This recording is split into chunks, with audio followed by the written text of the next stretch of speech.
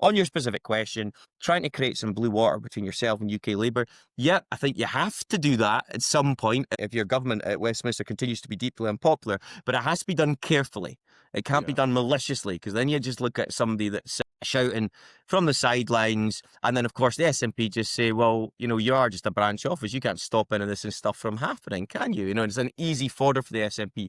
But if you make it on policies that you think you can in turn get a concession from, and this is where you're going to have a lot of dialogue with your new Secretary of State, Douglas Alexander. Let's play the game here. Let me create some distance between you lot, but make sure that you give me something in return. That's good politics. So if it's that, yeah, I can see it. But you can't be just too malicious for the sake of it, because then you're just self-defeating, isn't it?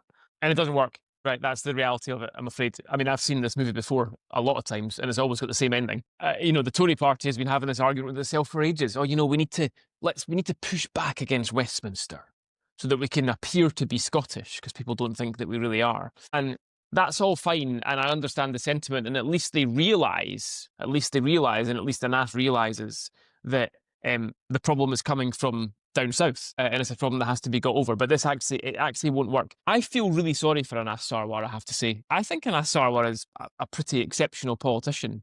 I've seen him at work with people persuading them. He is an extremely persuasive person. Guys, we've been in front of him several times when he's been in the room with us on this podcast. The guy's a class act. He does very, very well. He's very persuasive. He's very good at this. His problem is that he's got the word Labour on the ballot paper after his name and after the name of all his candidates. That's the problem. And you can't get over that problem by picking a fight with Downing Street.